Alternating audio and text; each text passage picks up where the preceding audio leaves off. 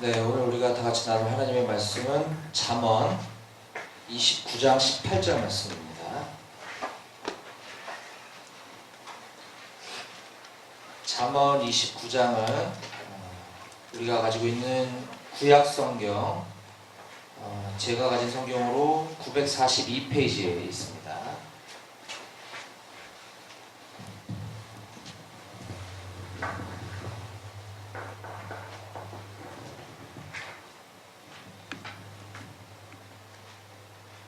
네, 잠언 29장 18절 말씀이고요. 앞에 화면에도 띄어져 있습니다. 우리 찾으셨으면 다 같이 한 목소리로 함께 크게 읽어보도록 하겠습니다. 시작. 묵시가 없으면 백성이 방자히 행하거니와 율법을 지키는 자는 복이 있느니라. 아멘. 우리 한 번 더, 우리 아직 못 찾은 용사들이 있어서 다시 한번 크게 읽어볼까요? 시작. 묵시가 없으면 백성이 방자히 행하거니와 율법을 지키는 자는 복이 있느니라. 아멘. 오늘 말씀을 해서 제가 잠깐 기도하겠습니다. 좋으신 하나님 아버지, 은혜와 사랑을 감사합니다. 저희들을 오늘 거룩한 주님의 날 이곳 한마음교회에 불러주시고 하나님을 예배할 수 있도록 허락해 주셔서 감사합니다. 이 시간 부족한 종이 하나님의 말씀을 전할 때 전하는 자의 모습은 가려주시고 오직 십자가의 복음만, 예수 그리스도의 능력만 나타날 수 있는 시간 될 수 있도록 허락해 주시옵소서. 그리하여 이 들은 말씀이 우리 용사들 일평생 마음 가운데 기억에 남고 그 말씀 쫓아 살아갈 수 있는 귀한 시간 될 수 있도록 허락해 주시옵소서. 주님께 온전히 이 시간을 의탁드리며 감사드리고 예수님의 이름으로 기도했습니다. 아멘. 이게 왜 그럴까? 네, 지난주 잘 지냈어요? 잘 지냈습니다. 예, 보고 싶었어요? 보고 싶었습니다. 한 명만 보고 싶었구나. 네, 반갑습니다. 저는 지난주에 터키 안탈리아라고 하는 곳에 휴가를 갔다 온 건 아니고 단기 선교를 갔다 왔어요.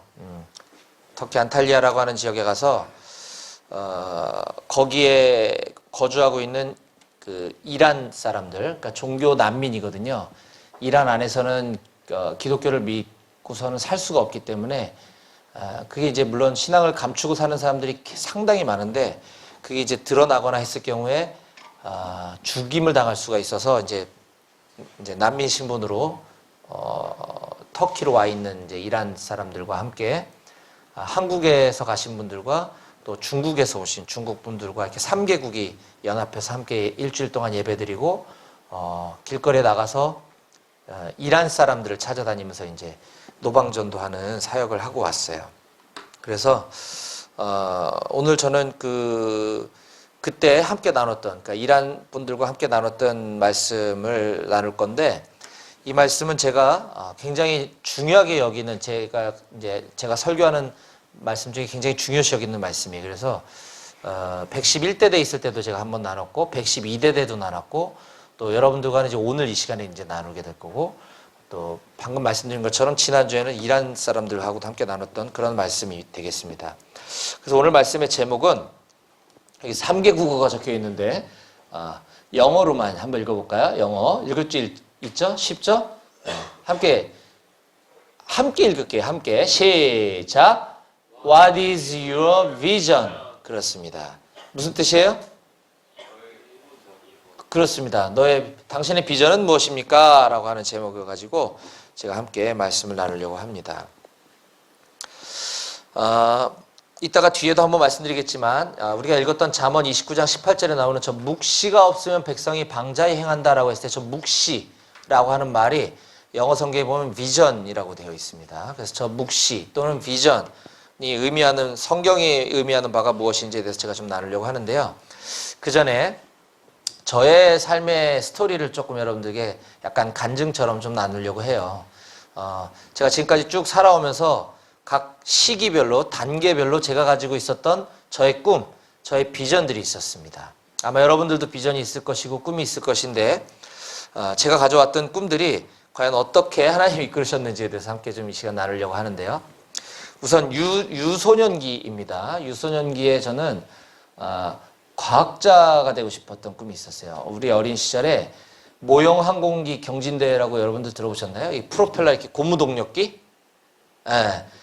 초등학교 때 그런 걸 했었어요. 이렇게 고무동력기 만들어서 이렇게 제한 시간 동안 누가 빨리 만들고 또 누가 잘 날려서 채공 시간이 오래 떠 있나 이런 걸로 측정하는 대회가 있었는데 제가 곧잘 했었던 기억이 나요.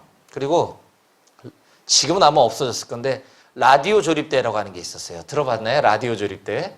요즘 뭐 라디오 듣지도 않는데 라디오를 왜 조립하나? 그죠? 트랜지스터 라디오를 이렇게 키트를 팔았는데 그 키트를 이제 기판에다가 꽂고 이제 뒤집어서 니빠가 일본 말인가? 이게 뭐라 그러지? 니퍼 맞나? 니퍼를 이렇게 잘라서 납땜질을 이렇게 해가지고 누가 이렇게 납땜을 윤기 있게 예쁘게 반듯반듯하게 잘 했나? 그리고 딱 틀었을 때 잡음이 없이 얼마나 깨끗하게 라디오가 잡히나?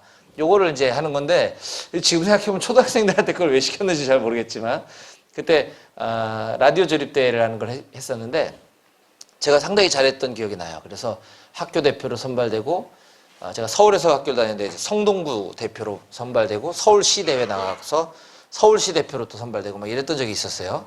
지금은 아무 쓸모 없지만 아무튼 그래서 제가 여기 보이는 바와 같이 에디슨과 같은 과학자가 돼야 되겠다 이런 꿈을 가졌던 적이 있고 또 초등학교 5학년, 6학년, 중학교 들어가서 이제 제가 태권도 선수 생활을 좀 하면서 태권도 선수가 돼야 되겠다 이런 이제 꿈을 가졌습니다. 그런데 결론은 지금 저는 과학자도 아니고 태권도 선수도 아니죠, 그죠? 예. 지금은 뭐 모르겠습니다만 하나님 어떻게 인도하실지 모르겠습니다만 저희 둘째 아들이 태권도를 지금 하고 있거든요. 그러니까 아마추어 선수죠. 특기생이 아니고 그냥 일반 중학교에서 그냥 공부하면서 이제 이 그러니까 학교 끝나고 와서 저녁에 태권도장 다니면서 운동을 하는데 지금 의정부에서 오늘 태권도 대회를 하고 있어요. 그래서 이제 예배 끝나고 있다가 응원하러 갈 예정인데 모르겠습니다. 하나님이 어떻게 인도하실지. 아무튼 저의 유년기의 저의 비전은 과학자, 태권도 선수였는데 지나고 보니 전혀 다른 삶을 살고 있더라 하는 내용이고요.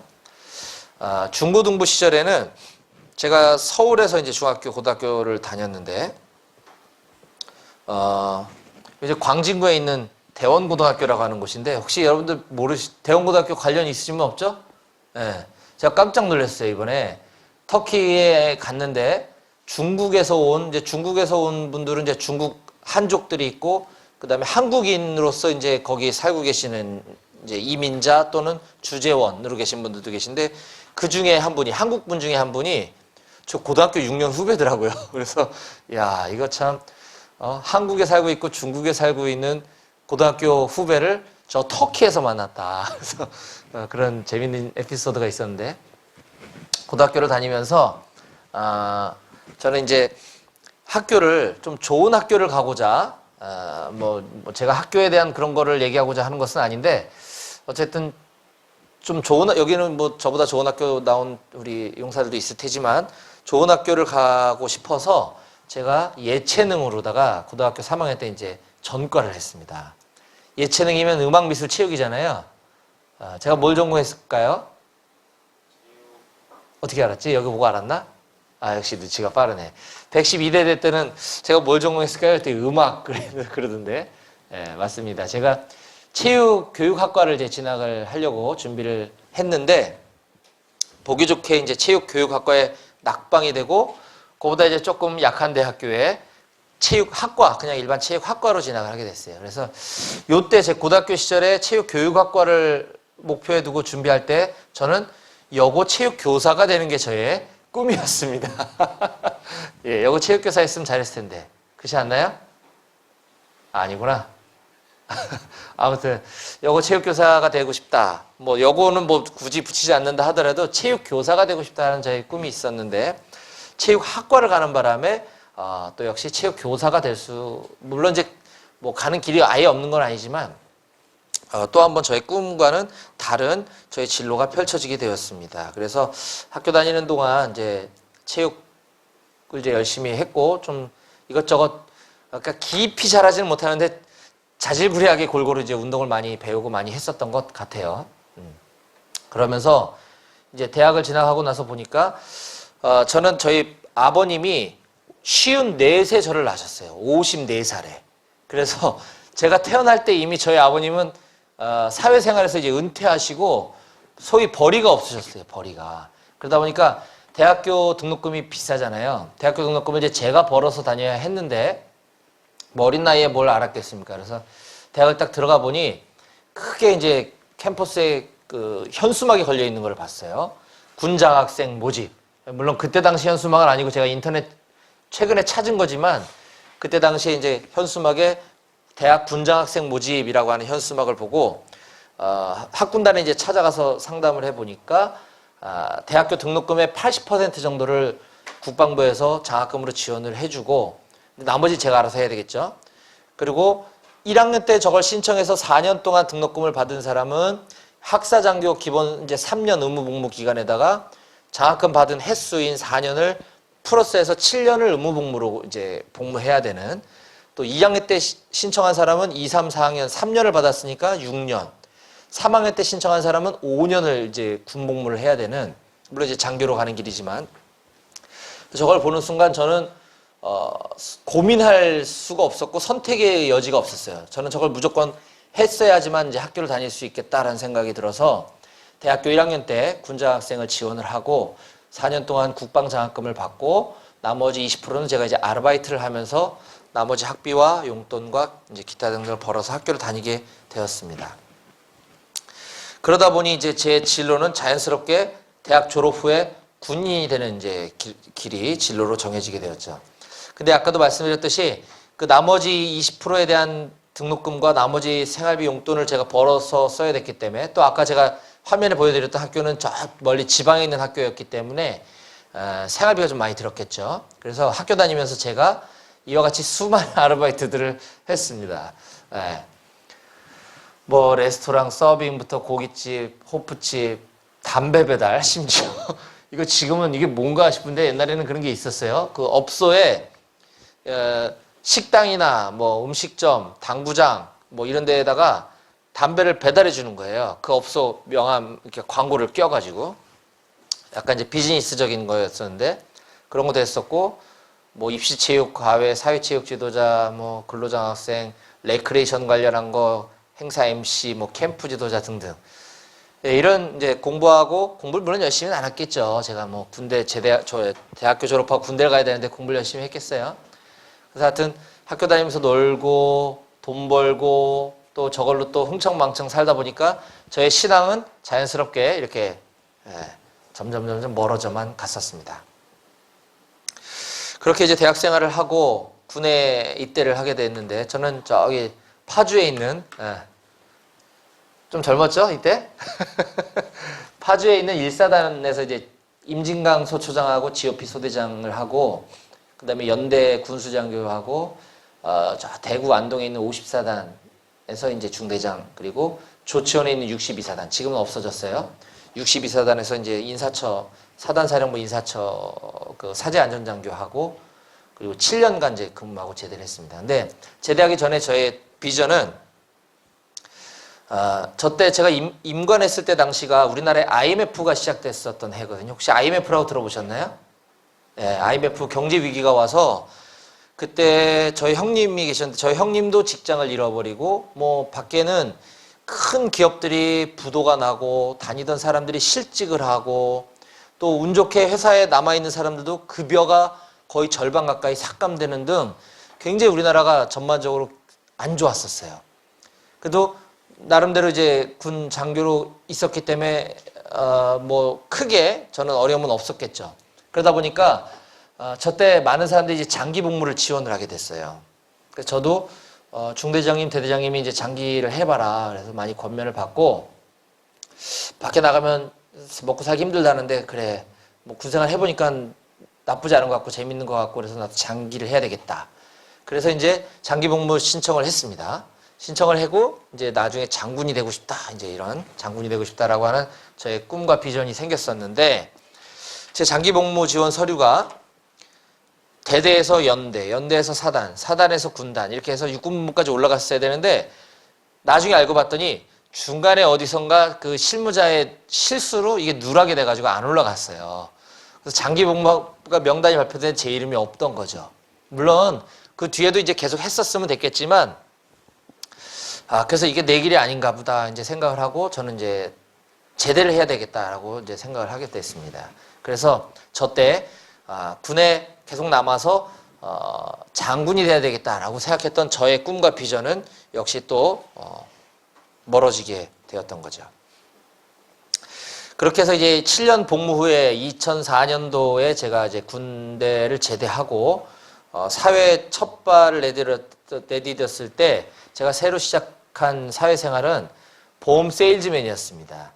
그 나이가 일반 기업의 신입사원으로 들어가기도 애매하고, 요즘은 보니까 뭐 31살, 32살에도 신입사원들이 많이들 들어오긴 하던데 저 때는 좀 나이가 좀 그랬어요. 저 나이로 신입사원 들어가기가 쉽지 않았고, 뭐 나이는 고사하고 제가 가진 실력이나 뭐 학벌이나 전공이나 등등이 취업하기가 그렇게 쉬운 상황은 아니었었죠. 그러다 보니까 오라는 곳은 이제 세일즈하는 곳이 많이 이제 있었기 때문에 보험 세일즈맨으로 사회생활을 첫 시작한 저는 보시다시피 나름 잘했습니다, 세일즈를. 그래서 뭐 세일즈 챔피언도 하고 돈도 많이 벌었죠.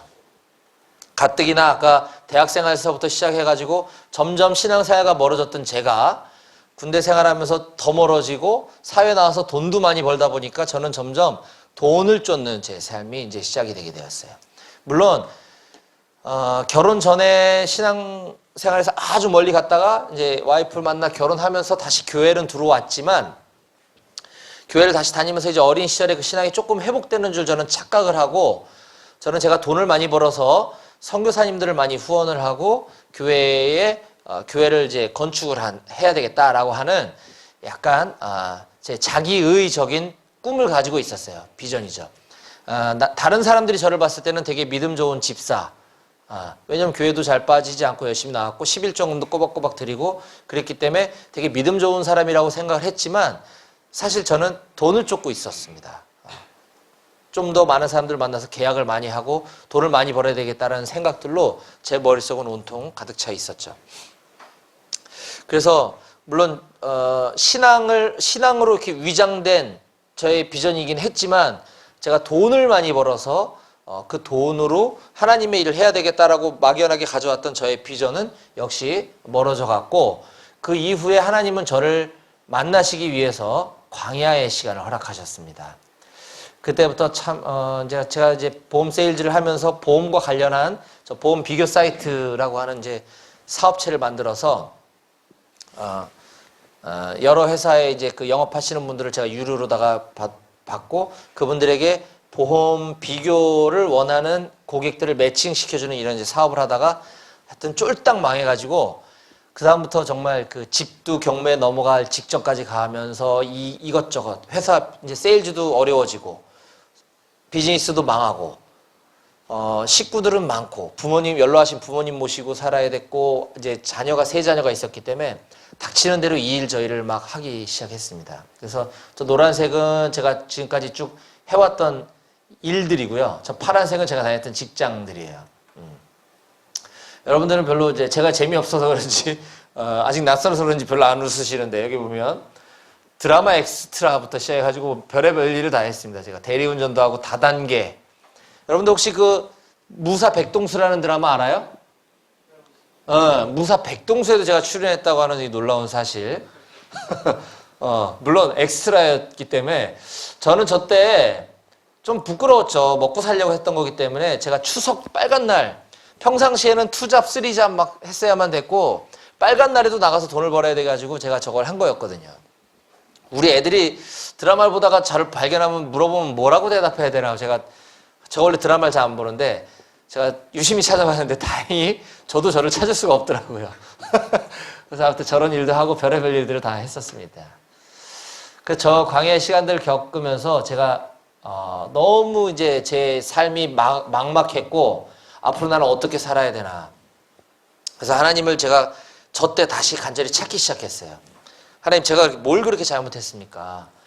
왜 저를 이렇게, 제가 뭐 도박을 했습니까? 제가 나쁜 짓을 했습니까?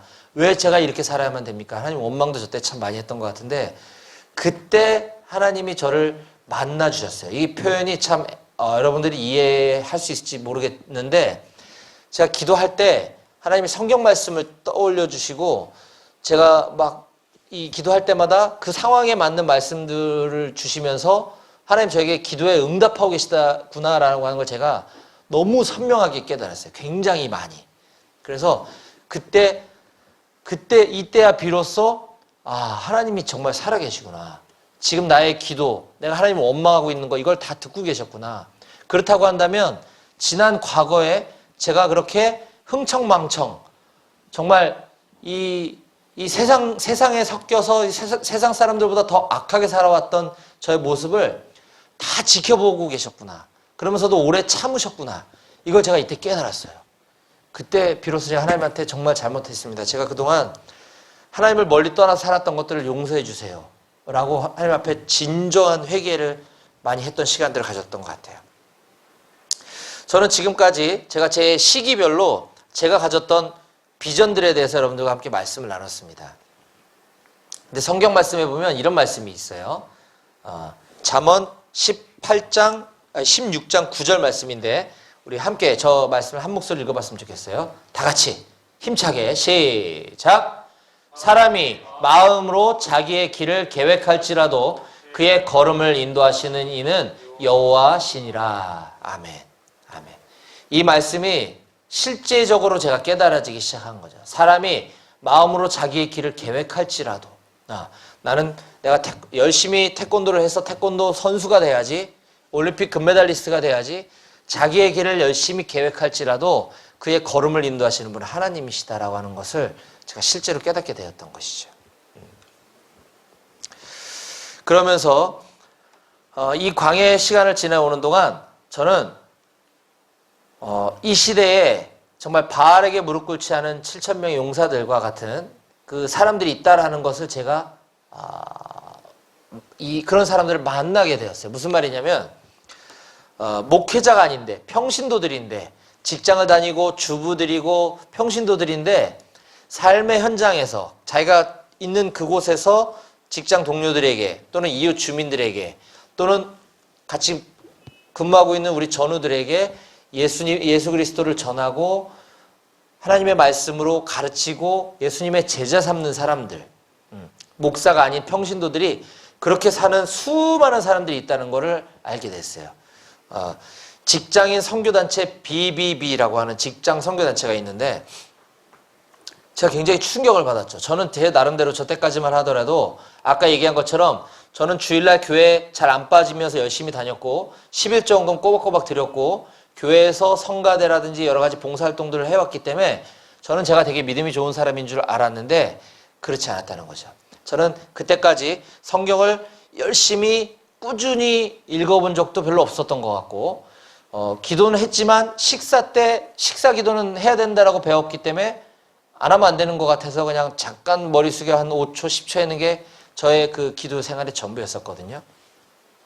누군가에게 예수님을 제 입으로 하나님의 말씀을 가지고 복음을 전해본 적이 없었고 제가 누군가를 하나님의 말씀을 가르치면서 성장시켜보는 양육이라고 하죠. 소위 양육시켜본 적도 한 번도 없었는데 자기 시간을 쪼개서 자기 물질을 들여서 그렇게 살고 있는 수많은 사람들이 있다는 걸 알고 막연하지만 나도 저런 삶을 살아보고 싶다라고 하는 생각이 이제 생기기 시작했어요. 그러면서 그런 삶을 사는 그 순장님들의 삶을 보면서 제가 그분들에게 양육을 받고 제 신앙이 조금씩 자라기 시작했던 것 같아요. 그게 2007년도입니다. 그래서 저는 2007년부터 그렇게 체계적으로 이제부터 본격적으로 하나님의 말씀을 매일매일 조금씩이나마 읽고 묵상하고 공부하고 암송하고 이러면서 저의 믿음이 조금씩 자라기 시작했고 그러다 보니 저의 아까 광야의 삶은 그대로였지만 그때는 이제 앞으로 어떻게 내가 먹고 살아야 되나 이게 온통 저의 인생의 고민이었는데 이제는 하나님이 나를 어느 곳에 보내시든지 하나님 나를 만나게 해주시는 내 주변에 있는 사람들에게 예수님을 전하며 살아야 되겠다라고 이제 바뀌게 되었어요. 그러면서 직장을 구할 때에도 하나님 좋은 직장 들어가게 해주세요. 월급 많이 받는 직장 들어가게 해주세요가 아니라 하나님께서 저에게 선교지를 허락해 주세요라고 하는 기도로 바뀌게 되었던 거죠. 그 무렵 저는 L 손해보험사라고 하는 곳에서 방카슈랑스 마케터로 이제 계약직 직원으로 급여가 연봉 2,400에 플러스 알파 인센티브인 직장을 다니고 있었거든요. 연봉 2,400이라면은 월급으로 따지면 200만 원이죠. 세금 떼고 나면 100 몇십만 원밖에 안 돼요. 그런 직장을 다니고 있을 때 지금 제가 다니고 있는 농협손해보험이라고 하는 데가 농협중앙회에서 농협중앙회의 공제 파트가 이제 각 법인으로 분리가 되면서 농협손해보험, 농협생명보험으로 이제 출범을 할 때 기존의 농협중앙회 직원들이 지원하는 사람도 있었지만 그 인원 가지고 인원이 많이 모자랐기 때문에 외부의 타사의 경력직 사원들을 뽑는 그런 기회가 있었어요. 그래서 기도하면서 처음에는 제가 하도 먹고 살기 힘들었으니까 그때 L손보 다니면서 제가 치킨집에 아르바이트하고 대리운전하고 이렇게 살고 있었을 때였거든요. 하루에 잠 막 3시간, 2시간씩 자고 막 이럴 때였기 때문에 너무너무 힘들어가지고 처음에는 나 여기 들어가게 좀 해주세요 하나님 이렇게 기도하다가 어느 순간 기도 제목이 바뀌더라고요. 제 의지와 상관없이. 하나님이 허락하신다면 그곳에서 저를 직장 선교사로 살아갈 수 있도록 허락해 주세요. 하지만 그렇게 허락하지 않으신다 하더라도 제가 감사하며 살아가겠습니다 라고 기도 제목이 바뀌게 되었어요. 그제서야 비로소 하나님이 저를 농협손해보험에 이제 입학이 아니라 입사를 허락해 주셨고 그때는 이제 전문계약직 신분으로 연봉도 꽤 많이 받고 이제 갱신되는 이제 전문계약직으로 이제 들어가게 되었는데 그때 했었던 업무와 유사하게 농협 직원들에게 손해보험 상품 교육과 마케팅 교육을 시켜주는 그걸로다가 이제 입사를 하게 된 거죠. 그래서 직장에서 강의하고 있는 일이고요. 그러다가 이제 2012년도에 입사를 했고, 지금이 19년도죠. 2015년도인가 16년도인가 이제 그때쯤에 이제 정규직으로다가 전환이 되어서, 마치 이스라엘 백성들이 하나님의 계획하심에 따라 이제 광야로 이끌어져 나와서 40년 동안 광야 생활을 하다가 애굽 땅으로 이제 딱 들어가는 그 삶이 저의 인생 가운데 실제적으로 일어나게 되었던 거죠. 하나님 저를 광야에서 연단시키시고 저를 하나님이 만나주시고 제가 하나님을 찾게 만드신 다음에 제 나이 40이 가까웠을 때 40이 좀 안 됐을 때인가 30대 후반에 농협손해보험, 농협중앙회 정규직 직원으로 딱 집어넣어 주신 거죠. 그때 제가 농협은행에 다니는 제 고등학교 동창을 만났는데 그 친구 저보다 좋은 학교 나와서 대학 졸업하고 시험 쳐서 농협은행에 입사해가지고 지금 와 있는 직급과 거의 유사한, 오히려 직급은 제가 조금 높고 연봉은 뭐 비슷한지 잘 모르겠어요.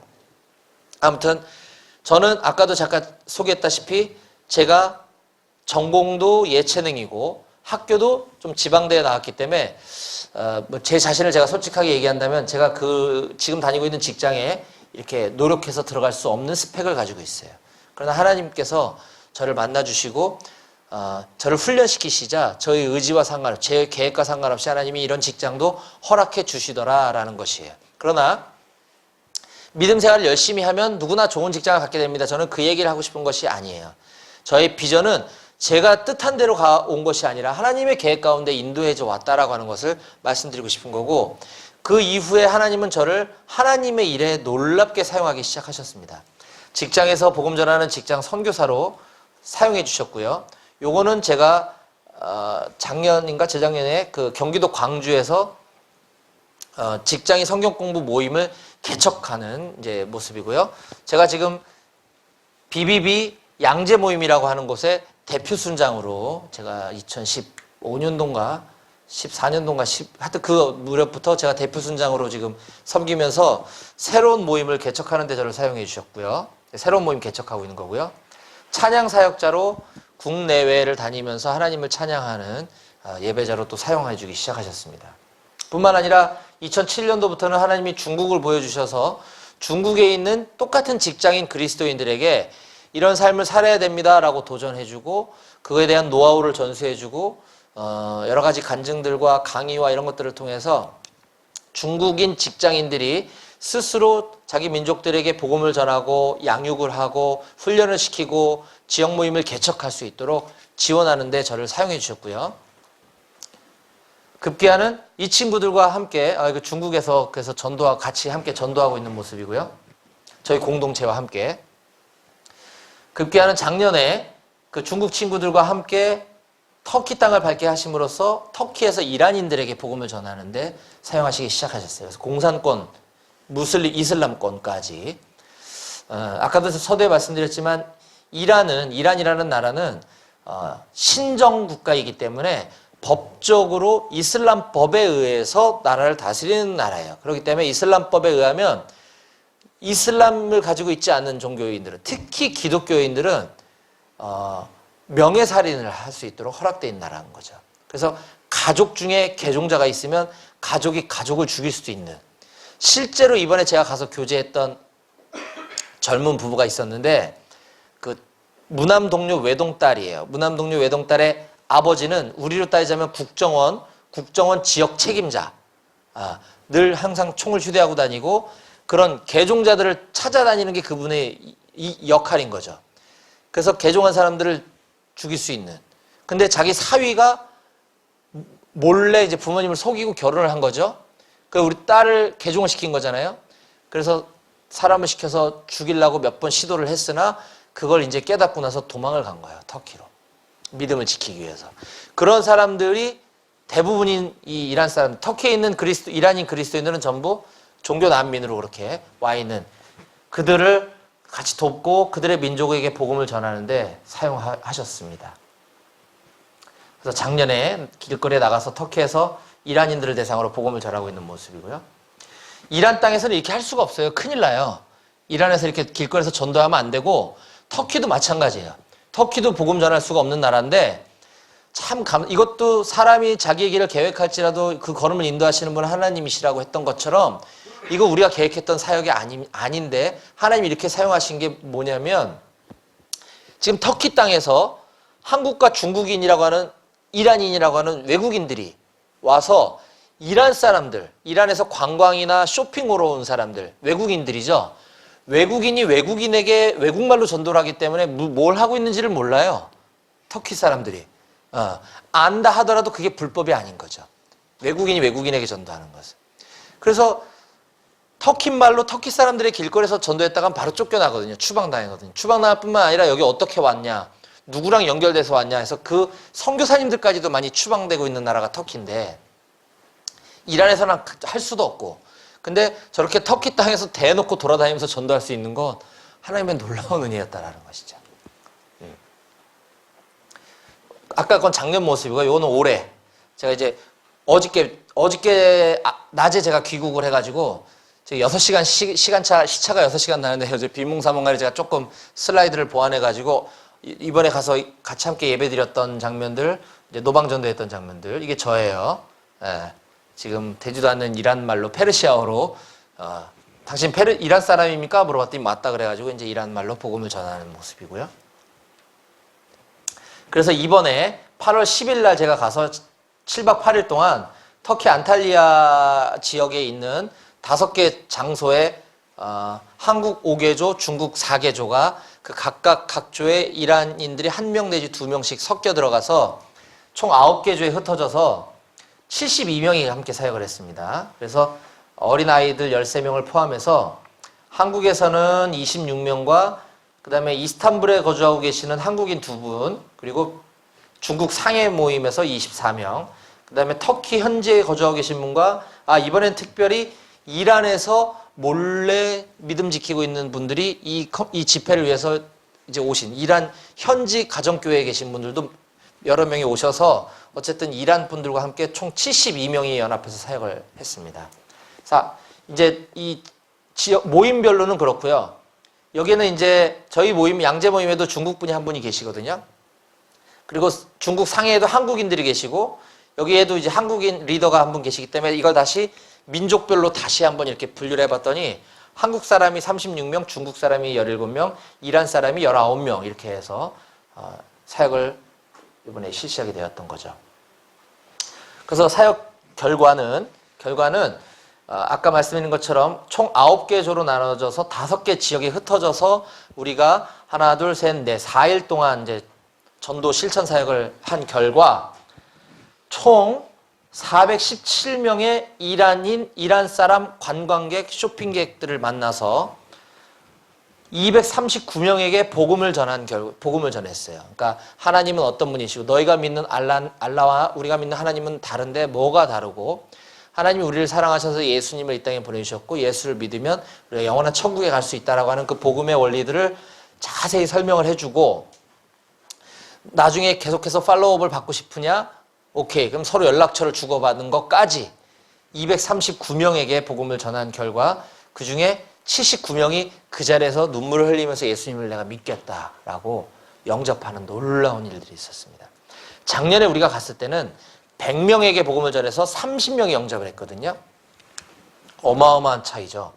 하나님이 이 마지막 때에 놀라운 부흥을 허락하고 계신다. 한국에서는 이미 복음이 많이 전해져 있고 교회들이 많고 사역자들이 많기 때문에 아무리 복음을 전해도 잘 안 전해져요. 그런데 저런 데는 복음을 들을 수 있는 기회가 없기 때문에 들으면 그냥 그 자리에서 바로 영접을 해버리는 거죠.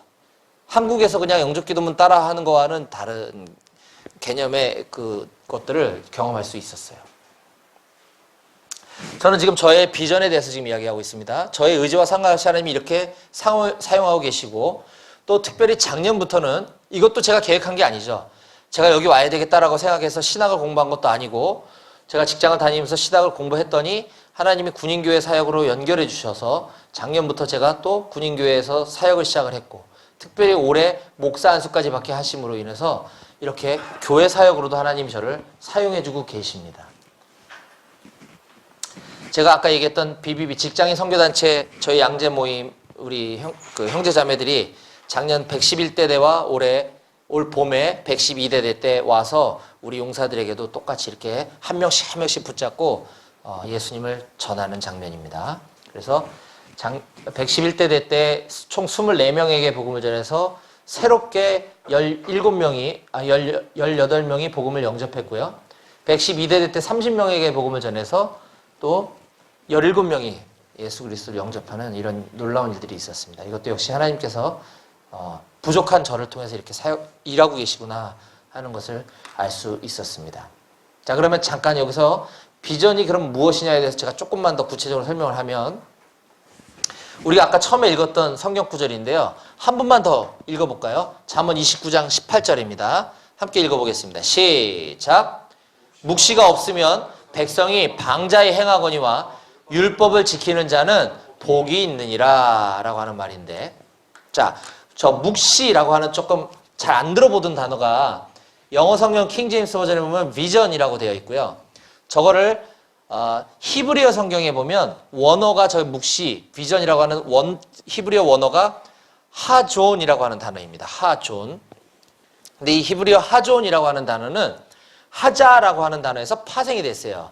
하존은 명사고 하자는 동사인데 하자라고 하는 이 히브리어는 바라본다라고 하는 뜻을 갖고 있습니다. 바라본다. 비전, 바라본다. 전혀 다르죠? 의미가. 세상에서는 우리들에게 이렇게 이야기합니다. 소년이여 야망을 가져라. 청년이여 꿈을 가져라. 청년들이여 비전을 가지십시오. 이런 책들도 많이 세상에 나와 있고 수많은 사람들, 특히 교회 안에서도 수많은 목사님들이 그렇게 이야기합니다. 요셉을 이야기하면서 다니엘을 이야기하면서 비전을 가져야 됩니다. 꿈을 가져야 됩니다라고 얘기하는데 성경이 말하고 있는 비전, 꿈은 우리들이 갖는 것이 아니라 하나님을 바라보는 걸 비전이라고 얘기하고 있습니다. 내가 이 다음에 총리가 돼야지. 내가 이 다음에 대통령이 될 거야. 내가 이 다음에 돈을 많이 벌어서 하나님의 일을 해야지. 라고 비전을 우리가 갖는 것이 아니라 우리는 그저 하나님을 바라보는 것.